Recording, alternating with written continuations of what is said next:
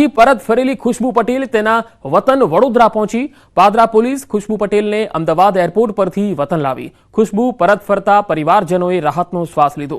દીકરીને જોઈ પિતા ચોધાર આંસુએ રડી પડ્યા। અમેરિકાથી પરત આવેલી ખુશ્બુ પટેલના ભાઈ વરુણ પટેલનું મોટું નિવેદન। વિમાનમાં હાથકડી પહેરાવીને લાવવામાં આવ્યા। અમેરિકાથી ભારત આવતા ખુશ્બુને ખૂબ મુશ્કેલીઓ પડી। સૌપ્રથમ તો અમને મીડિયા માધ્યમથી જ ખબર પડી છે કે એ અમેરિકાથી પરત ફરી રહ્યા છે। ત્યાર પછી અમૃતસર લેન્ડ થયા અમેરિકાથી અને ત્યારબાદ એ અમદાવાદમાં આવ્યા છે અને અમદાવાદમાં પોલીસની સુરક્ષા હેઠળ ઘરે અમને લાવવામાં આવ્યા છે। અમૃતસર સુધી પહોંચતી વખતે એમની પાસે કોઈ હથકડી વગેરે લગાવવામાં આવ્યો હતો એમને? હા। કોઈ તકલીફ શું તકલીફો પડી જ્યારે ત્યાંથી અમેરિકાથી જ્યારે તકલીફ તો અત્યારે કંઈ ખાસ નહીં કહી શકીએ કેમ કે એની સાથે હજુ સુધી બરાબર વાત થઈ નથી તકલીફ વિશે, કારણ કે અત્યારે તો હજુ એ વાત કરી શકવાના એમાં નથી। ના, અમેરિકા ગયા એ ખબર નથી અમને, કયા રૂટથી જવાના છે શું છે એ અમને કંઈ ખ્યાલ નહોતો। અમદાવાદમાં અમારી કોઈ ચર્ચા નથી થઈ। પાદરામાં પોલીસ સ્ટેશનમાં સૌથી પહેલા એમનું બયાન લેવામાં આવ્યું છે અને પૂછપરછ કરવામાં આવી છે। ટુરિસ્ટ વિઝા હતા એમની પાસે અને કોઈ કન્સલ્ટન્સી એજન્સી એવું ના હોય, ત્યાંથી એમને ડોક્યુમેન્ટના અભાવે એમને પાછા મોકલવામાં આવ્યા છે। મેન્ટલી એ સ્ટેબલ નથી કારણ કે 36 કલાક પ્લેનમાં આવ્યા છે। ત્યાર પછી પણ ગઈકાલથી અત્યાર સુધીમાં अमृतसर થી अहमदाबाद आया। हाँ, वापस आ गई।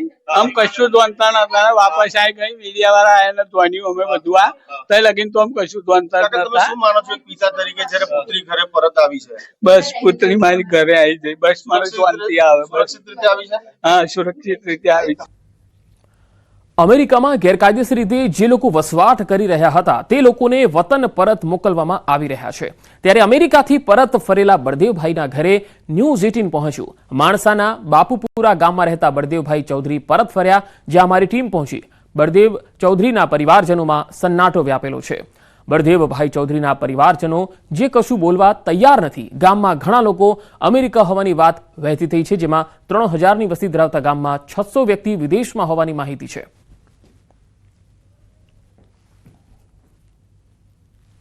ગાંધીનગરના માણસા તાલુકામાં બાપુપુરા ગામમાં ન્યૂઝ 18 ગુજરાતી પહોંચ્યું છે। આપ મારી પાછળ જે મકાન જોઈ રહ્યા છો તે જિગ્નેશભાઈ બળદેવભાઈ ચૌધરીનું છે। 39 વર્ષ તેમની ઉંમર છે।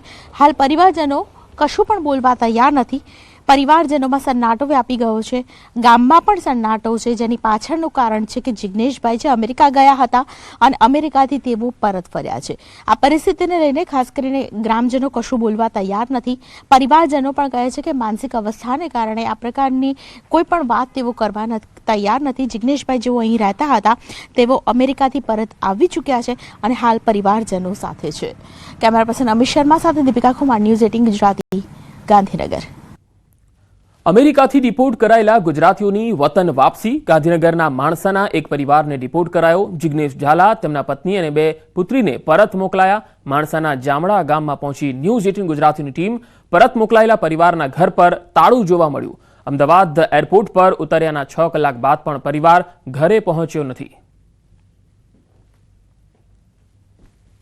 અમેરિકામાં વસતા જે ગેરકાયદેસર ભારતીયો છે તેમાંથી 33 ગુજરાતીઓને પણ પરત મોકલવામાં આવ્યા છે અને હાલ અમે માણસાના જે ગામમાં છીએ કે જ્યાં જોઈ શકાય છે આપ જે થતરાલાવાસ આવેલો છે કે જ્યાં જિગ્નેશભાઈ ઝાલા અને તેમનો પરિવાર છે એમ કુલ 4 લોકો છે તેઓને પરત મોકલવામાં આવ્યા હતા। આ જે ગામમાં રહે છે જિગ્નેશભાઈ અને તેમનું અહીં મકાન આવેલું છે, જો કે આ મકાનની અંદર હાલ કોઈ જોવા મળી રહ્યું નથી, તાળું મારેલું જોવા મળી રહ્યું છે અને જે પાડોશી છે તેઓનું કહેવું છે કે જિગ્નેશભાઈનો જે પરિવાર છે તેઓને લેવા માટે ગયો છે પરંતુ હજી સુધી આવ્યો નથી। એટલે આપ જોઈ શકાય છે દ્રશ્યની અંદર અહીં ખાસ કરીને આ જે મકાન છે કે જ્યાં જિગ્નેશભાઈ અને તેમનો પરિવાર રહી રહ્યો હતો, હાલ આ મકાનની અંદર તાળું જોવા મળી રહ્યું છે। મહત્વની બાબત તો એ છે કે જે 33 ગુજરાતીઓ છે તેઓને પરત મોકલવામાં આવ્યા હતા। અમદાવાદ એરપોર્ટ પર આજે વહેલી સવારે તેઓ આવ્યા હતા અને અલગ અલગ જિલ્લાઓમાં જે જગ્યાએ રહેતા હતા ત્યાં પૂરતા પોલીસ બંદોબસ્ત સાથે તેઓને રવાના કરવામાં આવ્યા હતા। જો કે ક્યાંક ને ક્યાંક એવી પણ આશંકા સેવાઈ રહી છે કે આગામી દિવસોમાં તમામ લોકોના નિવેદન પણ નોંધવામાં આવી શકે છે અને ખાસ કરીને તેમની પાસેથી જરૂરી માહિતી છે તે પણ પોલીસ દ્વારા મેળવવામાં આવી શકે છે। કેમેરામેન ખેંગા રાઠોડ સાથે ઋત્વિજ સોની, ન્યૂઝ 18 ગુજરાતી માણસા. અમેરિકાથી ડિપોર્ટ કરાયેલો પરિવાર વતન આવી પહોંચ્યો. પાટણના મણુંદ ગામના પટેલ પરિવારની ઘર વાપસી થઈ. એસઓજી પોલીસ પટેલ પરિવારને વહેલી સવારે ઘરે લાવી. કેતુલ પટેલ, તેમના પત્ની અને બાળકો સહિત પરિવારના 4 સભ્યોની ઘર વાપસી થઈ. જોકે ઘરે પહોંચ્યા બાદ પરિવાર ઘરને તાળા મારી અજ્ઞાત સ્થળે જતો રહ્યો છે. ગભરાટના કારણે પરિવાર સ્નેહીજનોના ઘરે જતા રહ્યા. એમના દીકરા ગયા હતા, એમની વાઈફ હતી ને એમના દીકરાના 2 દીકરા. કેટલા સભ્યો કુલ? 4 સભ્યો. 4 સભ્યો. કેટલા સમયથી ગયા હતા? 6 મહિનાથી ત્યાં હતા મીડિયા દ્વારા. અને હવે આપને સીધા લઈ જઈએ રાજ્યસભા, જ્યાં વિદેશ મંત્રી એસ જયશંકર સંબોધિત કરશે. In fact, illegal mobility and migration has many other associated activities also of an illegal nature. Moreover, those of our citizens who have been inveigled into illegal movement themselves become prey to other crimes. They are trapped into both moving and working under inhumane conditions. Members are aware that unfortunately there have even been fatalities in the course of such illegal migration. Those who have returned have also testified to their harrowing experiences. Mr. Chairman, sir, it is the obligation of all countries to take back their nationals if they are found to be living illegally abroad. This is naturally subject to an unambiguous verification of their nationality. This is not a policy applicable to any specific country, nor indeed one only practiced by India. It is a general accepted principle in international relations. Sir, honorable members would be aware that the process of deportation is not a new one. I repeat, not a new one, and has been ongoing for several years. I would like to share with the House details of deportation from the United States since 2009. Their numbers, years-wise, as available with our law enforcement authorities, is as follows. 2009, number of deportees 734. 2010, 799. 2011, 597. 2012, 530. 2013, 515. 2014, 591. 2015, 708. 2016, 1303. 2017, 1024. 2018, 1180. 2019, 2042. 2020, 1889. 2021, 805. 2022, 862. 2023, 617. 2024, 1368. 2025, 104. Sir, deportations by the US are organized and executed by the Immigration and Customs Enforcement ICE authorities. The standard operating procedure for deportation by aircraft used by ICE, that is effective from 2012. I repeat, that is effective from 2012. Provides for the use of restraints. However, we have been informed by ICE that women and children are not restrained. Further, the needs of deportees, including during transit, related to food and other necessities, including possible medical emergencies, are attended to. During toilet breaks, deportees are temporarily unrestrained if needed in that regard. This is applicable to chartered civilian aircraft as well as military aircraft. There has been no change, I repeat, no change from past procedure for the flight undertaken by the US on 5 February 2025. Honorable Chairman, sir, we are, of course, engaging the US government to ensure that the returning deportees are not mistreated in any manner during the flight. At the same time, the House will appreciate that our focus should be on crackdown, strong crackdown on the illegal migration industry, while taking steps to ease visas for the legitimate traveler. On the basis of information provided by returning deportees about the agents and others involved, law enforcement agencies will take necessary preventive and exemplary actions. I thank you. One second. Please take your seat. Honorable members, take your seat. Will you take your seat? The house has to be run on some rules. Yes, sir. Your leaders are aware of it. Sir, I am aware and that's why I spoke. Please take your seat. Your party has not given your name. Honorable members, under Rule 251, a statement may be made by a minister on a matter of public importance with the consent of the chairman, but no question shall be asked at the time of the statement is made. 1 second. Have some patience. Don't jump the gun. My permission was taken by the Honorable External Affairs Minister to make the statement today. There was a request from the leader of the opposition, and that was agreed by the Parliamentary Affairs Minister and leader of the House, that looking to the public sentiment and need for clarity, some brief interventions may be allowed. I examined the request that came from both sides, and I took the call that I'll be making a departure that will not graduate to a precedent, and I would urge the members whose names have come to me to make brief interventions up to 3 minutes. I call upon Shri Randeep Singh Surjewala. 3 minutes. शुक्रिया सभापति जी। मौजूदा विषय जो विदेश मंत्री जी ने उठाया, आज राजनीति से ऊपर उठकर भारत माँ का सीना 140 करोड़ भारतीयों का सीना छलनी है। सपने जमी पर, हाथ में हथकड़ी, पाँव में जंजीर, स्वाभिमान जो है वो धूमिल होता हुआ। सर, 4 सिंपल क्लैरिफिकेशन माननीय विदेश मंत्री जी से हैं। पहली, क्या सरकार जानती है कि 5 फरवरी को 104 भारतीयों को हाथ में हथकड़ी और पांव में जंजीरें लगाकर, जहां 19 महिलाएं भी शामिल थी, 40 घंटे की यात्रा जिसमें एक टॉयलेट, इस अमानवीय तरीके से उनको जबरन भारत भेजा गया और सरकार चुप्पी साधे रही? क्या सरकार जानती है कि 7,25,000 ऐसे भारतीय हैं जिनको अमेरिका इसी प्रकार से वहां से निकालने की तैयारी कर रहा है?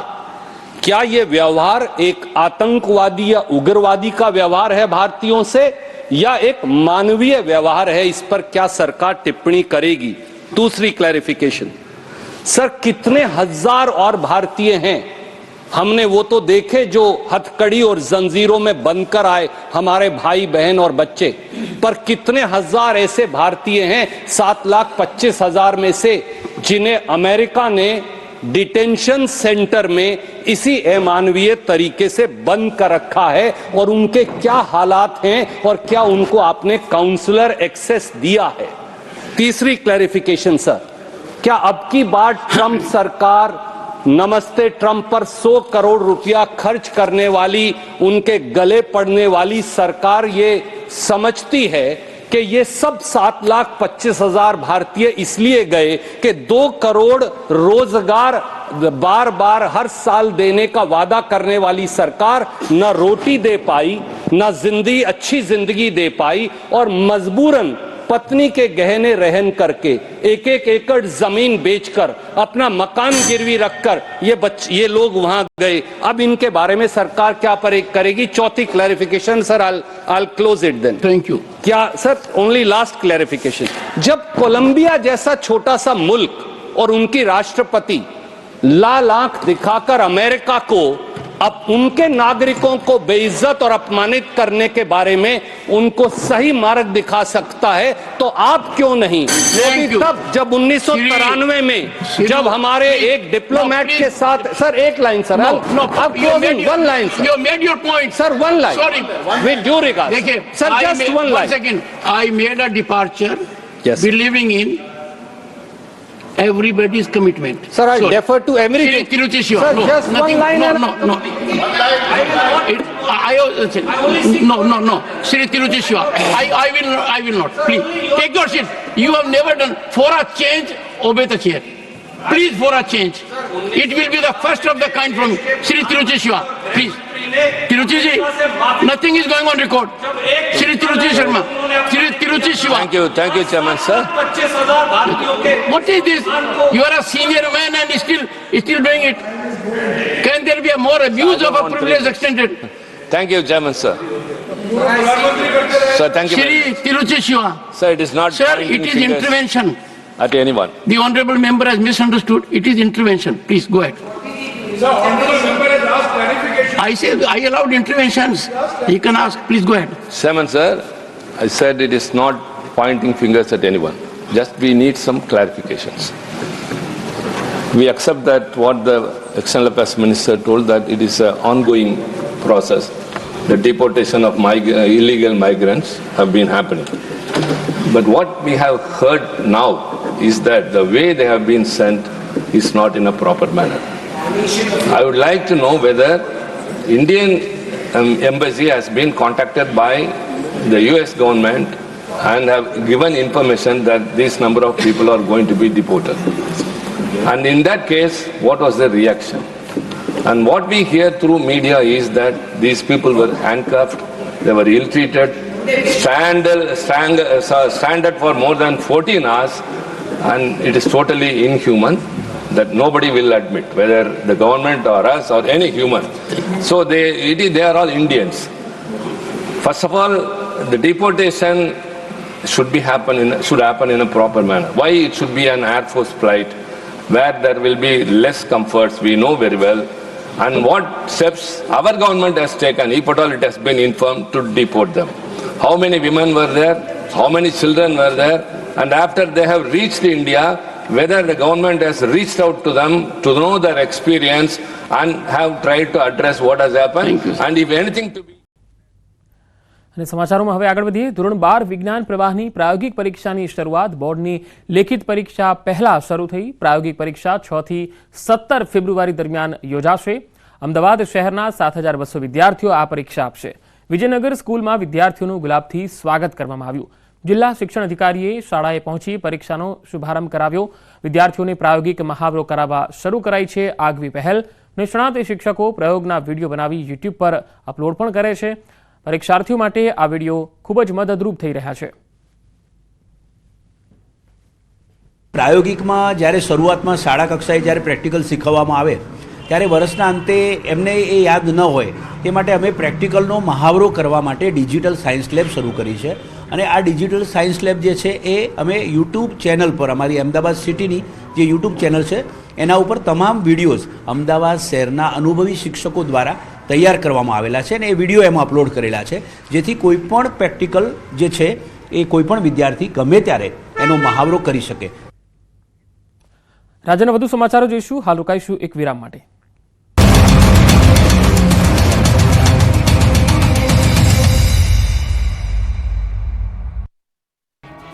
અમેરિકામાંથી 33 ગુજરાતીઓને પરત મોકલાયા છે, જેના કારણે જમીન વેચી અમેરિકા ગયેલા લોકોના પરિવારની મુશ્કેલી પારાવાર વધી ગઈ છે.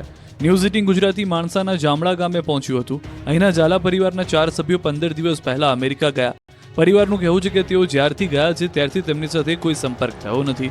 દિલ્હીના મેહુલભાઈ પાસેથી યુરોપના વિઝા કરાવાયા હતા અને હાલ તેઓ ક્યાં છે અને કઈ સ્થિતિમાં છે તેની પરિવારને કોઈ જાણકારી નથી. આ તરફ મહેસાણાના લાંઘણજનો યુવક પણ અમેરિકા જવા નીકળ્યો હતો અને તે સંપર્ક વિહોણો છે. છેલ્લી 21 જાન્યુઆરીના રોજ યુવકની પરિવાર સાથે ટેલિફોનિક વાતચીત થઈ હતી. બાદમાં યુવકનો કોઈ સંપર્ક થયો નથી. સુરતના કિતુલ પટેલ નામના વ્યક્તિ ગેરકાયદેસર રીતે અમેરિકા ગયા હતા. અમેરિકા જવા માટે તેઓ પોતાના ફ્લેટ પણ વેચી ચૂક્યા હતા. ત્યારે અમેરિકામાં ગેરકાયદે રહેતા લોકોને દેશ છોડવાની નોટિસ આપતા કિતુલભાઈના પરિવાર મુશ્કેલીમાં મુકાયો છે. સુરત શહેરમાં અસામાજિક તત્વો બેફામ બન્યા છે, ત્યારે પોલીસે પણ આવા તત્વોને પાઠ ભણાવવા કમર કસી છે. સુરતના માથાભારે અને ગુજસી ટોકના આરોપી આરિફ શેખના ઘરે તંત્રનું બુલડોઝર ફેરવાયું. એસએમસી અને પોલીસ વિભાગે સંયુક્ત કામગીરી કરી દબાણ હટાવવાની કામગીરી કરી. તંત્ર દ્વારા બે ઘર વચ્ચે બનાવવામાં આવેલા રોડનું ડિમોલિશન કરાયું. મહત્વનું છે કે આરિફ શેખ ઉર્ફે મિંડી સામે અનેક ગુનાઓ પોલીસ ચોપડે નોંધાઈ ચૂક્યા છે. આરોપી એટલો શાતિર હતો કે જ્યારે પણ પોલીસ તેને પકડાવવા આવતી હતી ત્યારે ફ્લાયઓવર બ્રિજનો ઉપયોગ કરતો. સુરતમાં છેલ્લા ઘણા સમયથી ગુનાખોરીની ઘટનાઓ વધી રહી છે, ત્યારે અન્ય અસામાજિક તત્વોમાં પણ આ પ્રકારની કાર્યવાહીથી પોલીસનો ડર બેસશે. ગુજરાત હાઈકોર્ટે સ્ટે હટાવતા દેવભૂમિ દ્વારકામાં તંત્રનું બુલડોઝર શરૂ થઈ ગયું છે. ગઈકાલ બાદ આજે પણ બેટ દ્વારકા ખાતે 1.7 કરોડની કિંમતની 6.5 સ્ક્વેર ફૂટ સરકારી જમીન ખુલ્લી કરવામાં આવી છે. દ્વારકાના વિવિધ ટાપુઓ પર તંત્ર દ્વારા મેગા ડિમોલિશન હાથ ધરવામાં આવ્યું હતું. સરકારી જમીનો પર કરવામાં આવેલા ધાર્મિક દબાણો દૂર કરવા તંત્રે કાર્યવાહી શરૂ કરી હતી, જેને લઈ હાઈકોર્ટમાં અરજીઓ કરવામાં આવી હતી. ત્યારે હાઈકોર્ટે ડિમોલિશન પર સ્ટે મૂકવાની અરજી ફગાવી હતી. અરજદારો સુનાવણી દરમિયાન પૂરતા પુરાવા રજૂ નહોતા કરી શક્યા. આખરે કોર્ટે ગોચર જમીનો પરના દબાણો દૂર કરવાની સ્ટેની અરજી ફગાવી દીધી. બાદમાં તંત્ર ફરી એક વખત ચુસ્ત પોલીસ બંદોબસ્ત સાથે ડિમોલિશનની કામગીરી તેજ ગતિથી શરૂ કરી દીધી છે. સરકારે અને તંત્રે સરકારી જમીનો પરથી ગેરકાયદેસર દબાણો દૂર કરવા અભિયાન શરૂ કર્યું છે. ત્યારે દ્વારકા બાદ પોરબંદર જિલ્લામાં પણ તંત્ર દ્વારા દબાણ હટાવવા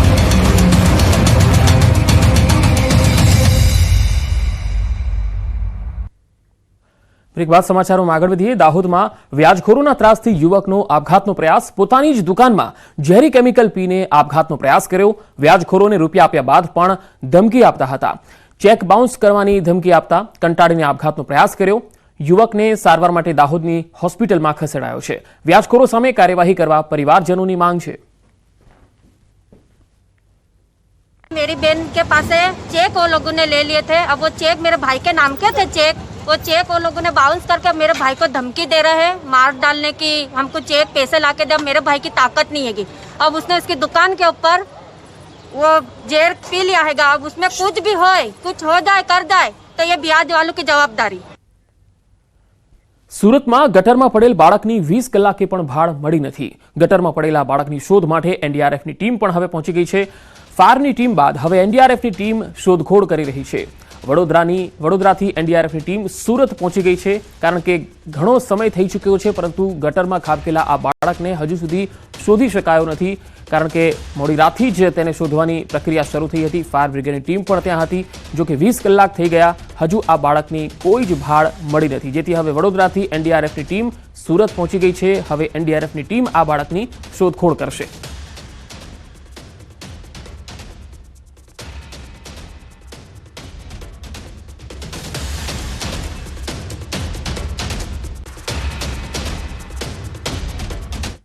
છોટાઉદેપુરમાં સરપંચ પતિએ દુષ્કર્મ કર્યાની ફરિયાદ નોંધાઈ. આવાસ મંજૂર કરાવી આપવાનું કહી ઘરે બોલાવી દુષ્કર્મ આચર્યું. સંખેડા તાલુકામાં આવેલ ગામની આ ઘટના છે.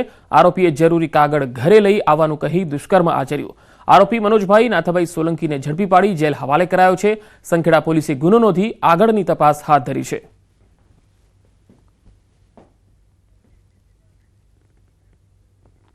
અમદાવાદમાં ગ્રાહકને ઓનલાઈન વેજ ઓર્ડર કરતા નોનવેજ આવ્યું. ગ્રાહકે બોડકદેવ વિસ્તારના સબવેમાંથી સ્વિગી પરથી પોટેટો ચીલી ચીઝ ઓર્ડર કર્યું. આ પાર્સલમાં ગ્રાહકને વેજના બદલે નોનવેજ મળ્યું. ગ્રાહક સાથે સબવેના કર્મચારીનો માફી માંગી ઓડિયો પણ વાયરલ કર્યો.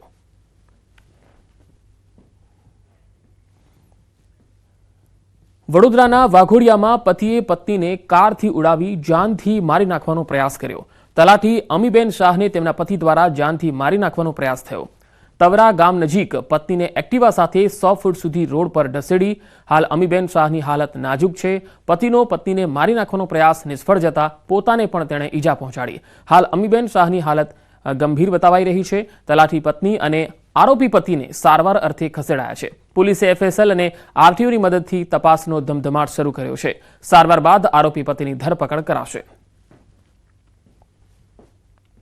ઘટના આ બેન જે ખરા અમીબેન તલાટી વ્યારા જોબ કરે છે અને વઘોડિયા મારા ઘરની સામે જ રહે છે, અને એમને જાણી જઈને એમના ઘર હસબન્ડે મારી નાખવાનો પ્રયત્ન કર્યો છે. છૂટાછેડાનો પણ ઇસ્યુ છે. એમને છૂટાછેડા એ ભાઈ આપતા નથી અને જાણી જઈને મારી નાખવાનો ઇસ્યુ કર્યો છે. ગઈકાલે નોકરી પરથી મારે પરત ફરતા તવરવાળા રોડ પર એક એક્ટિવાળા બેન નીકળ્યા. એની પાછળ પૂર ઝડપે ફોર વ્હીલની ગાડીમાં ધોળાકાભેર એમને ટક્કર મારી અને બેન બોનેટ પરથી ઉછળીને નીચે પડ્યા અને ગંભીર રીતે ઘાયલ થઈ ગયા હતા. તો એમને પેલા ટ્વિંકલબેનના ઓળખીતાની ફોર વ્હીલમાં એમને હોસ્પિટલમાં ખસેડવામાં આવ્યા હતા. અકસ્માતમાં જે ભોગ બનનાર છે એ હાલ અનકોન્શિયસ છે અને હાલ એડમિટ છે બરોડા ખાતે, એટલે ક્રિટિકલ કન્ડિશનમાં છે એવું ડૉક્ટરે જણાવ્યું. અગાઉ અવારનવાર એમને ઝઘડા થતા હતા, એટલે છેલ્લા ઘણા સમયથી તેઓ જુદા રહેતા હતા, એટલે એવી વિગત હાલ પ્રાથમિક તબક્કે જણાઈ આવેલ છે. જાનથી મારી નાખવાની કોશિશ અંગેનો ગુનો દાખલ કરવામાં આવેલો છે અને હાલ તપાસ ચાલુ છે.